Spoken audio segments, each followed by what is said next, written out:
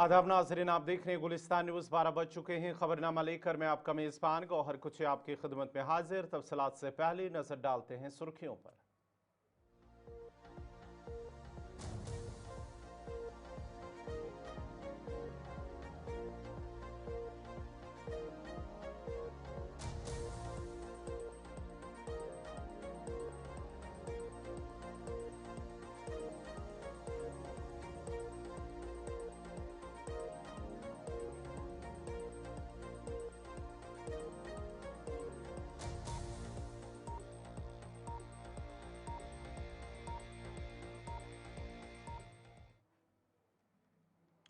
और अब पेश खबरों की तफसील। सऊदी वली अहद और वज़ीर आज़म पाकिस्तान शहबाज शरीफ ने पाकिस्तान और सऊदी अरब के माबेन स्ट्रेटेजिक बाहमी दिफाई मुआहदे पर दस्तखत कर दिए हैं। मुआहदे में कहा गया है कि किसी भी एक मुल्क के खिलाफ किसी भी जारियत को दोनों मुल्कों के खिलाफ जारियत तस्वुर किया जाएगा। पाकिस्तान और सऊदी अरब के मुआहदे का मकसद दोनों ममालिक के दरमियान दिफाई ताउन को फ़रोग देना है। मुआहदे का मकसद जारियत के खिलाफ मुश्तरका दिफा तहफ़्फ़ुज़ को मजबूत बनाना है। मुश्तरका एलामिया में कहा गया है कि सऊदी अरब और पाकिस्तान की 8 दहाइयों पर मुहित तारीखी शराकत दारी है। दोनों ममालिक में मुश्तरका स्ट्रेटेजिक मफादात और करीबी दिफाई ताउन के तनाजुर में मुआहदा हुआ है। पाकिस्तान और सऊदी अरब के वफूद की मौजूदगी में मुज़ाकरात का बाज़ाब्ता इजलास हुआ है। वज़ीर आज़म पाकिस्तान शहबाज शरीफ ने शाह सलमान बिन अब्दुल अजीज़ के लिए नेक ख्वाहिशात का भी इजहार किया है। फ़रीक़ैन ने दोनों ममालिक के दरमियान तारीखी स्ट्रेटेजिक ताल्लुकात और मुश्तरका दिलचस्पी के मुतअद्दिद मौज़ूआत का भी जायज़ा लिया। एलामिया के मुताबिक मुआहदा दोनों ममालिक की सलामती को बढ़ाने, खित्ते और दुनिया में अमन के हुसूल के मुश्तरका अज़्म की अक्कासी करता है।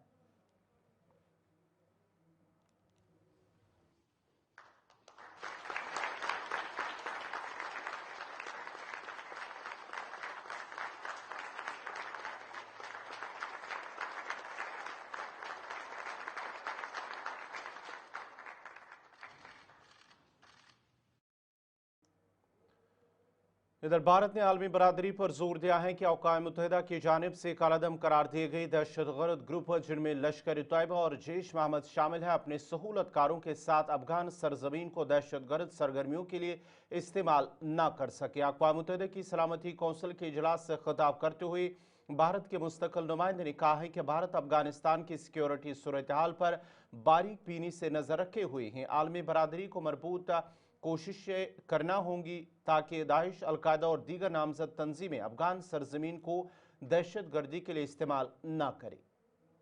Mr. President, India is closely monitoring the security situation in Afghanistan.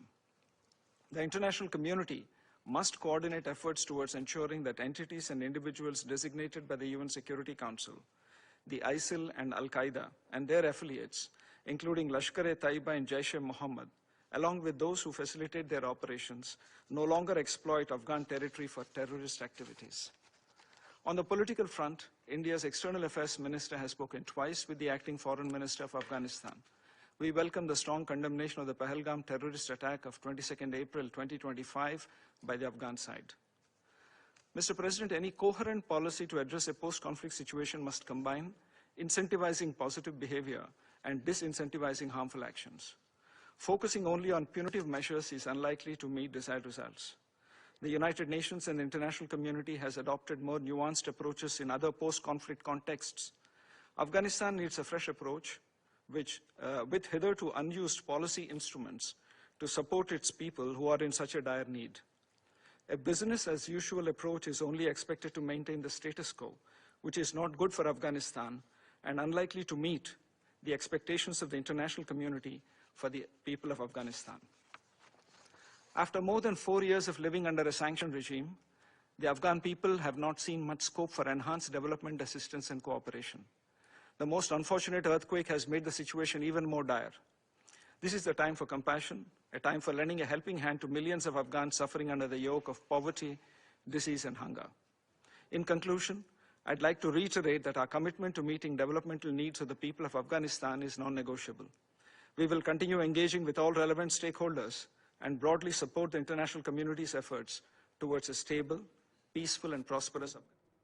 Jammu Kashmir cadre के आईपीएस ऑफिसर मुकेश सिंह को आईटीबीपी में एडिशनल डायरेक्टर जनरल एडीजीपी तैनात किया गया है। सरकारी हुक्मनामे के मुताबिक मुकेश सिंह आईपीएस AGMUT 1996 जो इस वक्त आईटीबीपी में इंस्पेक्टर जनरल के तौर पर खदमात अंजाम दे रहे हैं को बाकायदा तौर पर एडीजी के ओहदे पर तरक्की दी गई है। ये तकरीरी उस वक्त से मुअस्सर होगी जब वो एडीजी के तौर पर चार्ज संभालेंगे और ये जिम्मेदारी 17 अक्टूबर साल 2028 तक या अगले अहकाम तक जो भी पहले हो जारी रहेगी। वजारत ने यह भी कहा है कि मुकेश सिंह के ओहदे संभालने की बाज़ाब्ता इत्तला फराम की जाएगी। मुकेश सिंह एक तजुर्बाकार ऑफिसर हैं जिन्होंने जम्मू कश्मीर समेत मुल्क के मुख्तलिफ हिस्सों में अहम जिम्मेदारियां संभाली है। सरहदी नज़्म नस्क, अंदरूनी सलामती और इंसदाद बगावत के मामलात में उनका तवील तजुर्बा है। ऑफिसर की एडीजी के ओहदे पर तरक्की को आईटीबीपी की ऑपरेशनल क़यादत को मज़ीद मजबूत बनाने और हसास सरहदी इलाकों में बेहतर हम आहंगी को यकीनी बनाने के लिए अहम करार दिया जा रहा है।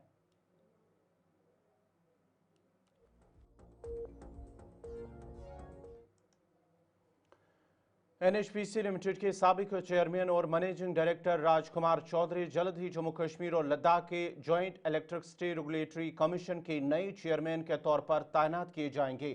चौधरी रवां बरस एनएचपीसी से रिटायर हुए हैं। अपने दौर सरबराही में उन्होंने कई अहम पन बिजली मंसूबों की निगरानी की है और हिंदुस्तान की काबिल तजदीद तवानाई की मुहिम में नुमाया किरदार अदा किया है। माहिरीन का मानना है कि उनका तजुर्बा जम्मू कश्मीर और लद्दाख में बिजली की पैदावार और तरसील के निज़ाम को मुअस्सर बनाने में अहम किरदार अदा करेगा।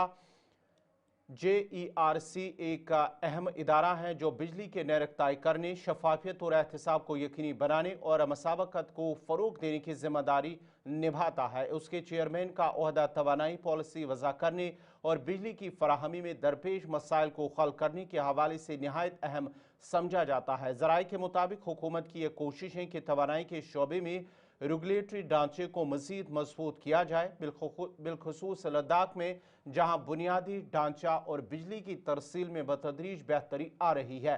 चौधरी का हाइड्रो पावर और पॉलिसी निफाज का वसी तजुर्बा उन्हें इस मनसब के लिए मौजू उम्मीदवार बनाता है। अगरचे वजारत तवानाई ने ताहाल इस तकरूरी का बाज़ाब्ता ऐलान नहीं किया, ताहम ज़राए का कहना है कि आखिरी मंजूरी जल्द मुतवक्का है।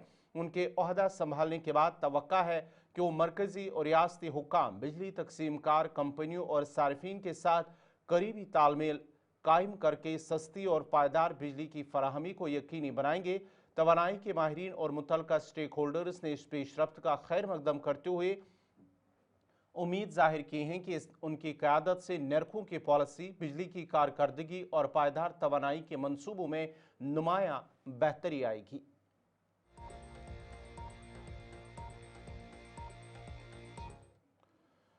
चिनैनी असम्बली हल्के में 3 पोलिंग स्टेशनों की ईवीएम की रीचेकिंग और वेरिफिकेशन होने जा रही है और जो इस वक्त भी जारी है। ईवीएम की दोबारा जांच और वेरिफिकेशन के सिलसिले में सख्त तरीन हिफाजती इंतजाम किए गए हैं ताकि किसी भी नाखुशगवार वाक़े से बचा जा सके। ये अमल उस वक्त सामने आया जब Jammu Kashmir national panthers party के रियासती सदर हरीशदेव सिंह ने अदालत का दरवाज़ा खटखटाया है और इल्ज़ाम आयद किया है कि चिनैनी असम्बली हल्के के इंतखाबी अमल में गड़बड़ की गई है। इंतजामिया ने बताया है कि अमल के दौरान मल्टीलेयर सिक्योरिटी तैनात की गई ताकि पूरे अमल को शफाफ और पुरअमन माहौल में मुकम्मल किया जा सके। इधर हरीशदेव सिंह ने कहा है कि अगरचे कानून के मुताबिक एक नुमाइंदे को रीचेकिंग के लिए अंदर जाने की इजाज़त है, ताहम उन्हें इजाज़त नहीं दी जा रही है, जिस दौरान कानून की दोबारा से खिलाफ वर्जी की जा रही है। जहाँ जहाँ इन्होंने चोरी की, अगर ईवीएम्स में बेईमानी की होगी तो सिला सबको भुगतना पड़ेगा। ये बात ये याद रखें।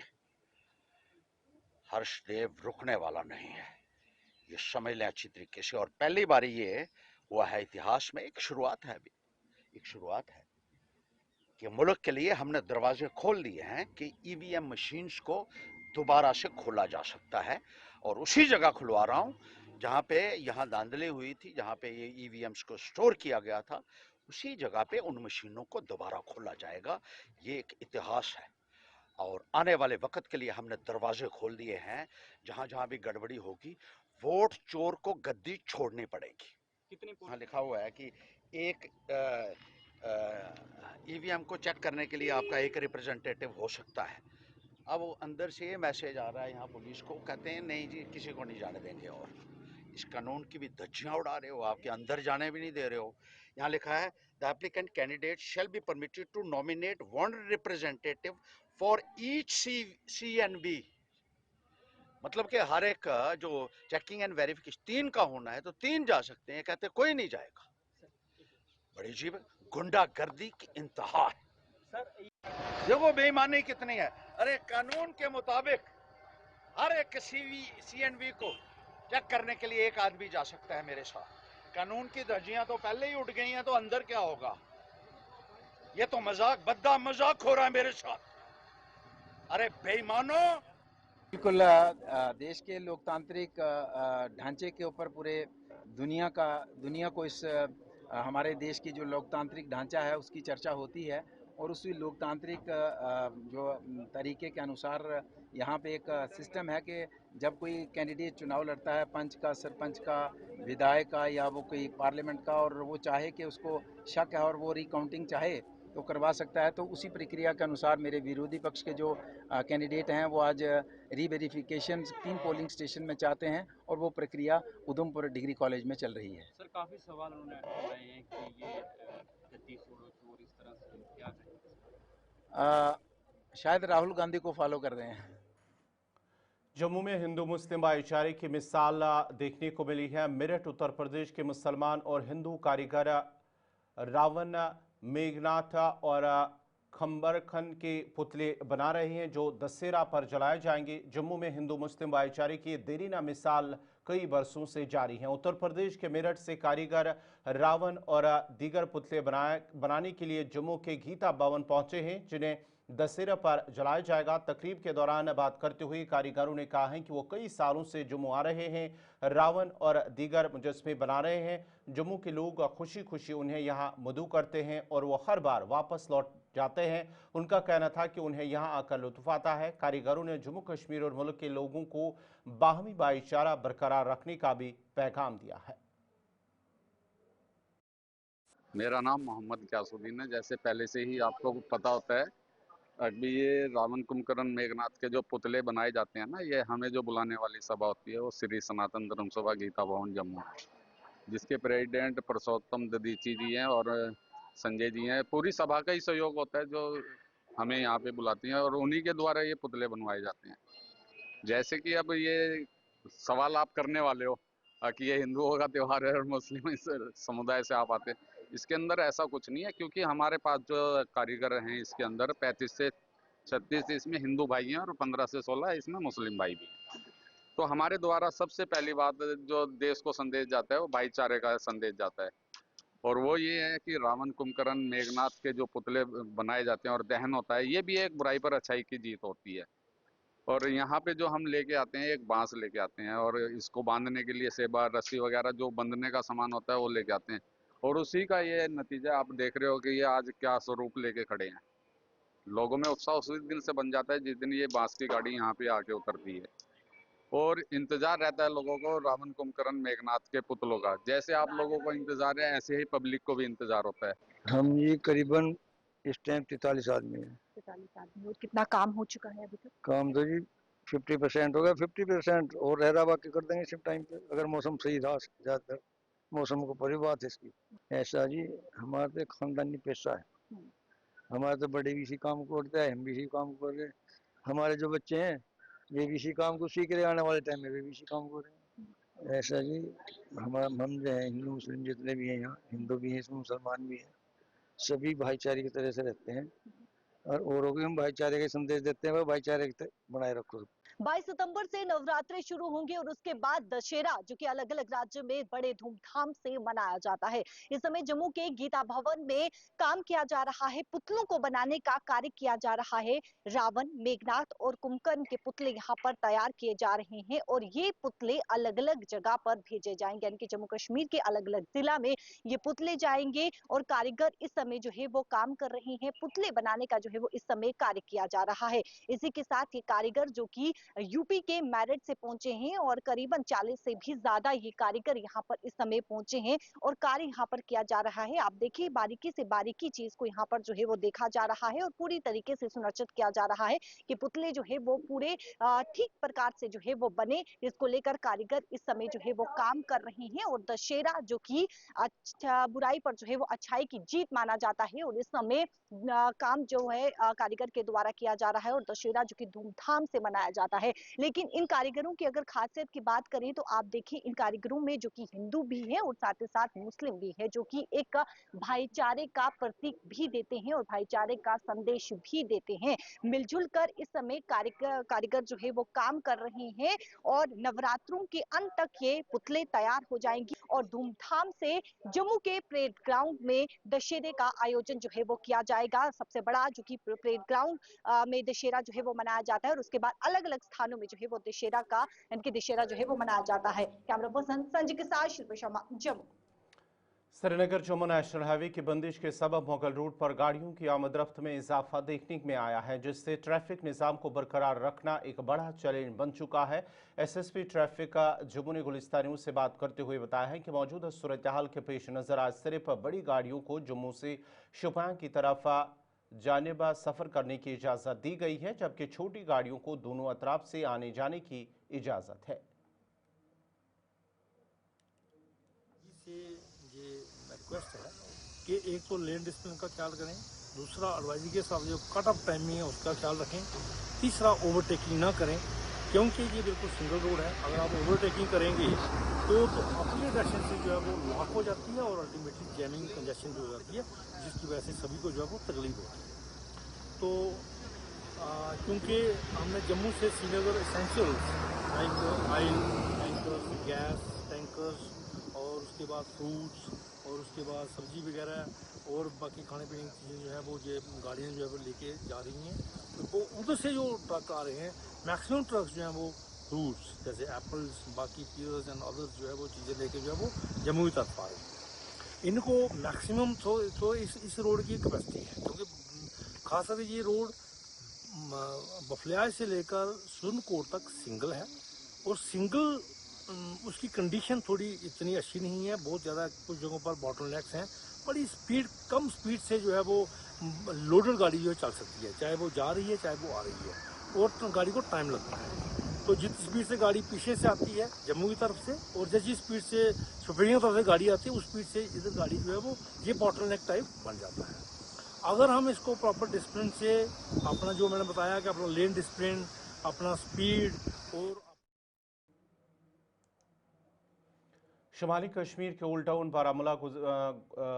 बारामूला में गुज़श्ता दरमियानी शब एक भयानक आग भड़क उठी है, जिसने कई रिहायशी मकानात और दुकानों को शदीद नुकसान पहुंचाया। ज़राए के मुताबिक आग तकरीबन 12:40 पर दो रिहायशी और तिजारती इमारतों में लगी, जिनमें 3 मंजिला और दूसरी 2 मंजिला कंक्रीट इमारत शामिल थी। शोले तेजी से करीबी मकानों और दुकानों तक फैल गई हैं, जिससे मकामी लोगों में खौफ व हिरास फैल गया। फायर एंड इमरजेंसी सर्विसेज के एहलकार मौके पर पहुंचे और सख्त जदोजहद के बाद आग पर काबू पा लिया गया।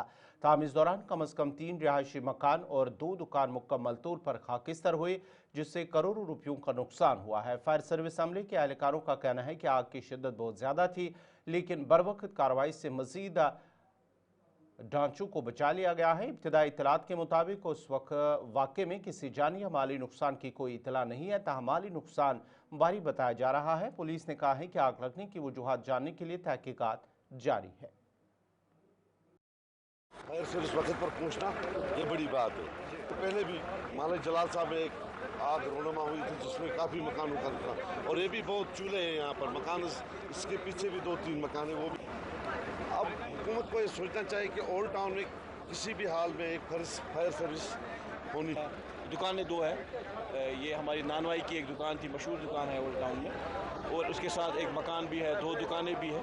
लेकिन शुक्र अल्हम्दुलिल्लाह कि फायर इमरजेंसी के यहाँ पे जो गाड़ियाँ आई, उसके साथ जो हमारे यहाँ के नौजवान हैं जिन्होंने अपना रोल निभाया और फौरी तौर पे जो आग पे कंट्रोल पाया गया है अभी। तो शुक्र अल्हम्दुलिल्लाह कि अभी जानी नुकसान तो नहीं है, लेकिन माली नुकसान जो होगा, क्योंकि यहाँ पे आपको मालूम है ओल्ड टाउन में फैमिलीज़ बहुत, एक घर में 2-2, 3-3 फैमिलीज़ रहती है, तो मुझे लगता है कि कल तक जब तक ये इसका तकमीना लगाया जाएगा तो बहुत ज़्यादा नुकसान जो होगा इन फैमिलीज़ को हुआ है। कुछ पता चला कैसे आग लगे, या ये शॉर्ट सर्किट की वजह से या कुछ और कारण की? देखिए मैं यहाँ पे आपको मालूम है कि तारे नज़दीक में है, पोल नज़दीक में है, तो शॉर्ट सर्किट कोई 12:30 बजे के करीब आग लगी है और हमें बर वक्त जब भी आग का इतला मिली तो हमारी पहले ओल्ड टाउन गाड़ी निकली, फिर बारामूला से मैंने दोनों गाड़ियाँ निकाली और हम आग पर पहुंचे। और ये माले वाले जो नौजवान लड़के हैं इनको ऑलरेडी हमने तैयार करके रखा है, इन्होंने भी हमारे साथ बर वक्त काम किया और बहुत अच्छा काम किया और हमें तालमेल हमारे साथ बहुत अच्छा दिया इन्होंने। तो अल्लाह का नुकसान के हवाले से बात करें, नुकसान कितना हुआ है? नुकसान तो जैसे आप देखें जनाब, यहाँ जो जैसे आबादी है उस हिसाब से तो बहुत कम नुकसान हुआ। हमने बहुत कोशिश की, जहाँ हमारे ये जो हैं नौजवान लड़के हैं इन्होंने भी हमें बहुत ताउन दिया, बर वक्त हमारे ये कंट्रोल हो गया। जैसे कि आपको पता है ओल्ड टाउन की कितनी आबादी, कंस्ट्रक्शन है, साथ साथ मकान है, तो अल्लाह का शुक्र है कि अल्लाह ने इसमें बहुत हमारी मदद की और बर वक्त। घनी आबादी वाला इलाका है और यहाँ पे एक फायर सर्विस स्टेशन होने की ज़रूरत है, क्योंकि यहाँ पे इस इलाके में फायर सर्विस स्टेशन नहीं है, ताकि किसी भी वक्त यहाँ पे कोई भी इंसिडेंट पेश आए उस वक्त जो है उस मकान या उस दुकान को बचा लिया जाएगा। फ़िलहाल के तौर पर यहाँ पे ये बात काबिल ज़िक्र है, क्योंकि इस इलाके के साथ साथ चाहे हम दूसरे एक